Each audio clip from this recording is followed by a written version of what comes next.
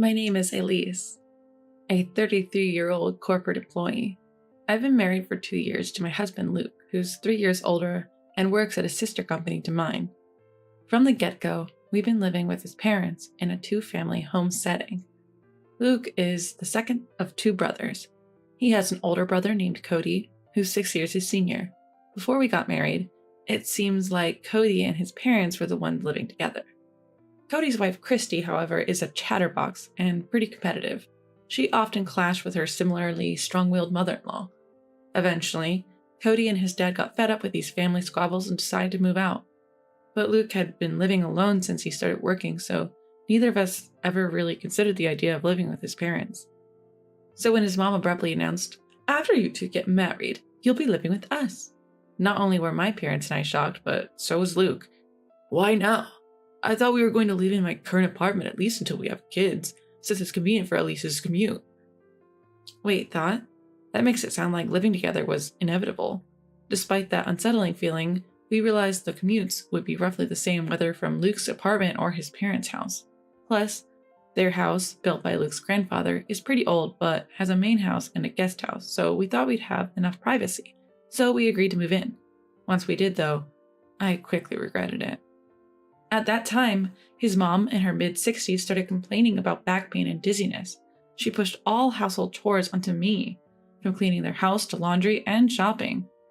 I work full-time, so even sharing chores with Luke barely kept our lives and his parents' lives in order. Then came the unexpected financial burden. Firstly, the guest house needed serious renovations.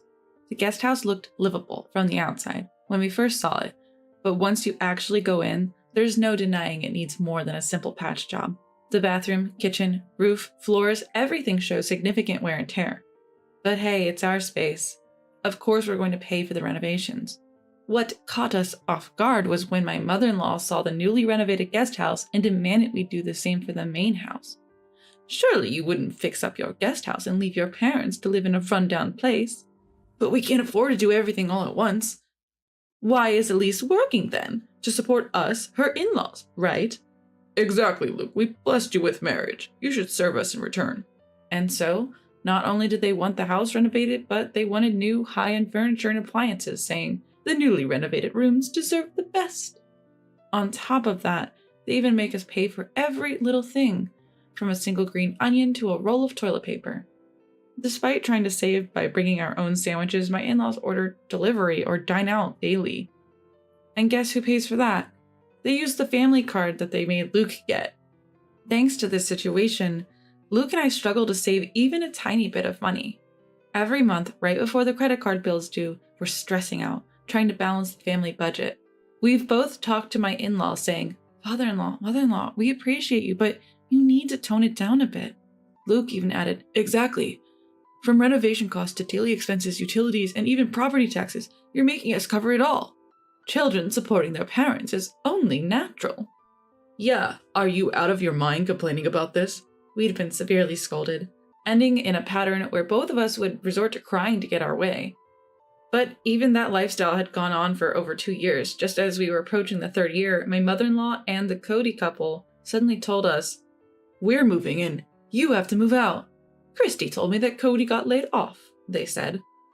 "Cody was actually spared, but chose to get laid off instead to save a colleague with kids. He's such a kind-hearted soul."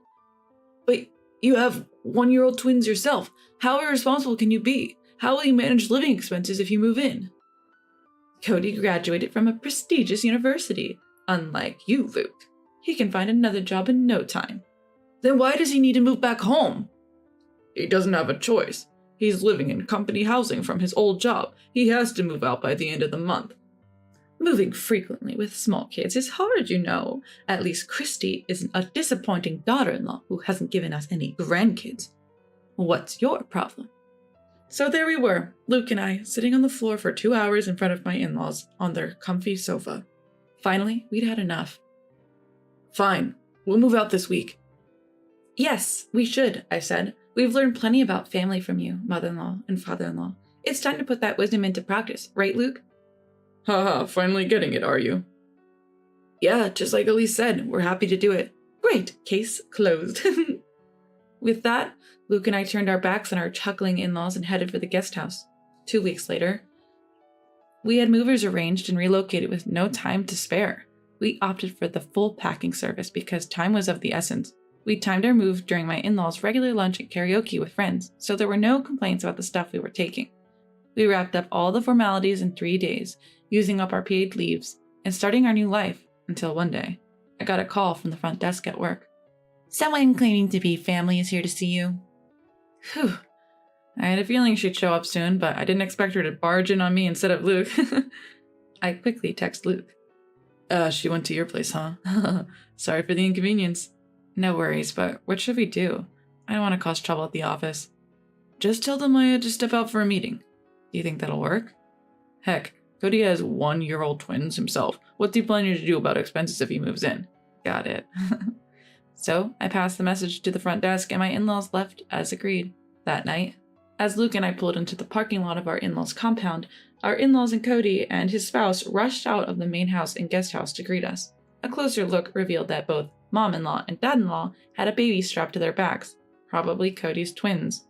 Just as I was locking the car, Cody angrily yelled, "Hey, how dare you show up here in my parents' cars?" Luke coolly responded, "Your parents' cars? Which ones are those?" This seemed to anger Cody even more. "The cars you both drove up in, obviously." I said, "Well, Cody, both these cars were purchased by us. Our names are even on the registration certificates. Would you like to see?" Luke added, "Exactly. I've been annoyed by how our parents drive these cars as if they own them. We let it slide because we lived together, but now there's no need to lend them out, right?" "And don't forget, Dad-in-law has that old minivan he used for work," I added. Christy, who had been glaring at us, spat out, "Who cares about that old car?" To which I retorted, "But it's perfect for twins, isn't it? You can fit 2 car seats." Our back and forth made our in-laws uncomfortable, but after seeing Cody get a talking to about the cars, they jumped in. "What about the furniture and the appliances? Taking them while we're away, that's stealing." "Not just from the main house, but also from the guest house." "Yes, Cody and I can't live without those." That's when Luke said, "Why would we have to leave them?" "Look, I get what you're saying. We're using the guest house anyway, but there's no reason to dip into the main house too," as things started heating up even more.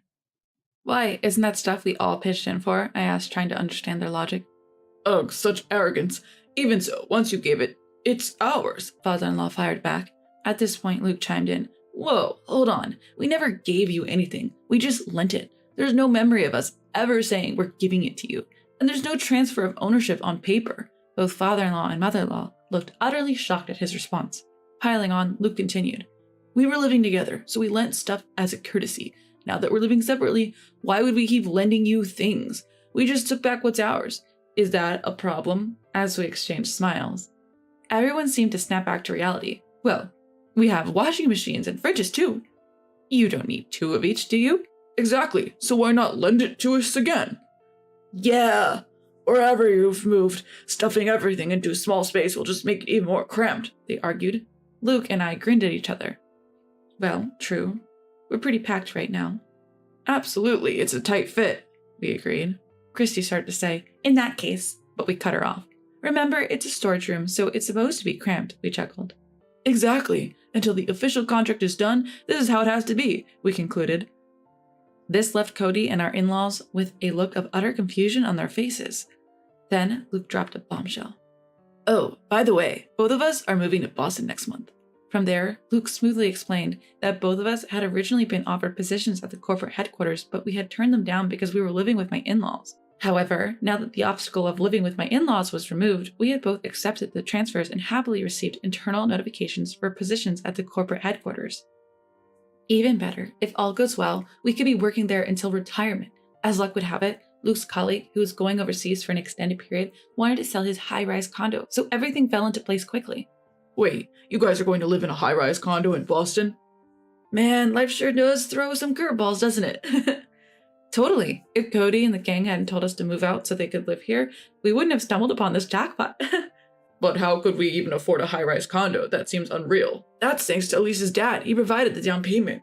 "Elise's dad just gave you the down payment?" "Yes, my sister is inheriting the family property, so this was sort of a trade-off." "Plus, the previous owner said, 'I don't have a place to keep my modern altar. Can you hold on to it until I return to the country? I'll lower the asking price if you agree.' So we did, and got a big discount." With that kind of discount, it feels like we're the ones ripping them off. Hearing this, Christy, who was standing nearby, burst into tears. That's so unfair. I'd rather have a high-rise condo in Boston than live in Atlanta. Suddenly, the in-laws who had been quiet all this time switched gears and started fawning. Well, it looks like Luke really has it together, doesn't he? Like mother, like son. Luke is following in my footsteps. But Luke ignored them entirely. Turning to me, they said, living in a high-rise in Boston, everyone's going to be so jealous. When are you moving? We must visit. Why visit for just a short time? If we're going to Boston, you should come too. That's an interesting idea, they chimed in. Hearing this, Cody and Christy stopped their arguing, snapped at the in-laws. Whoa, what are you talking about? Yeah, Cody's being downsized, so you're going to have to support us. Plus, until I find another job, Christy will have to go back to work early from her parental leave. You'll have to take care of her household chores and the twins. Cody and Christy, getting confrontational, marched up to the in-laws who were carrying the twins.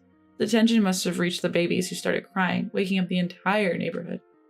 Noticing the neighbors who seemed to have heard the earlier shouting and crying, now gathering at a distance from the garage, the in-laws turned beet red. They looked at Luke again. Luke, say something to Cody and the others. Stop just standing there. Exactly. These guys are trying to take advantage of us, your parents. Luke laughed out loud. So this is like a battle of wits between a raccoon and a fox, huh? Turning to the bewildered faces around him, he grinned and explained, if both couples, you and us, don't work, our family finances will collapse next month. Christy, fuming, asked what this meant. That's when I chimed in. Christy, you thought if Cody lost his job and you moved into the in-laws' rent-free home, you could just push utility bills and groceries onto them, right? Well, our income was running this house, and you can't count on it anymore. I've never heard about this. Exactly why we're telling you now. Oh, and you'll also need to help with the mortgage payments for the house renovation. It's in father-in-law's name. What? Why is it in his name? At this, the in-laws started avoiding eye contact. Luke took over. I wanted the loan in my name, since I was paying for it, but Dad insisted it would be shameful, so we used this property as collateral. Until now, we've been transferring money into Dad's account to cover the loan. Cody, you'll need to chip in starting next month. Of course, the in-laws and Cody were against it, but Luke firmly declined to continue payments. We're going to give up the inheritance, so Cody, as the one who will inherit, you better take good care of your parents and the family home, I firmly told him. When my mother-in-law insisted, but children are still obligated to take care of their parents, right?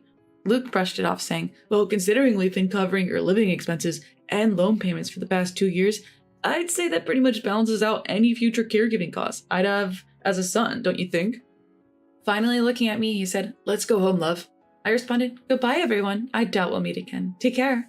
The next day, Luke and I sold off the furniture and appliances we'd moved from the main house, along with 2 cars we wouldn't need anymore. When Christy texted us, if you don't want it, give it to me, I simply replied, why? And blocked her. After that, the special leave granted for our job transfer wasn't enough. We had to use up our remaining paid vacations to finally finish moving into the apartment. Buying the high-rise condo would take more time, so the first year, we decided to rent, thanks to the generosity of my boss who owns the place. The weekend arrived, bringing a bit of calm after the storm of recent days. Gazing at the city lights, Luke broke the silence. I know I've been a hassle this time, but thanks for sticking with me. What's with the formal tone all of a sudden? I joked, but Luke continued. When we first got married and the idea of living together came up, I should have thought things through. But back then, I was just happy you chose me over Cody, who I've been compared to since we were kids. He went on to say that we'd been mindlessly following his parents' wishes ever since. But then, when they told us to move out so they could bring in Cody and his family after the company restructuring, it struck me. How could they say that after being such a burden on us, financially and otherwise? And then I thought about how much your parents must worry about you, given your situation. So I sent an apology email to your parents. They responded, if you promise to make our daughter happy in the future, the past can be forgiven. So when they discussed the down payment, they lent it to us without a hitch. Then Luke promised to do everything in his power to protect our life together, just the 2 of us, and our future children if we were blessed to have them. On the other hand, it seems my in-laws are struggling, even pulling their retirement income. They can barely afford the loan for the home renovation. There's no way they can cover living expenses for 2 households. Plus, Cody's attempt to find new employment have been a series of failures. They're forced to make do with Christy's salary now that she's returned to work and what the in-laws earn from their part-time jobs at local senior centers. Arguments are frequent, often loud enough to hear outside the house. A former colleague texted me saying there's even gossip about them skipping town. Since they've cut off all contact with Luke and me, including anything that would require sharing personal information, they resorted to reaching out to my parents. But my dad, annoyed, changed his phone number immediately. Considering they had always belittled my family and didn't even bother with pre-marriage courtesies, changing a phone number is a small but significant step. Now they have almost no way to get in touch with us. What goes around, comes around.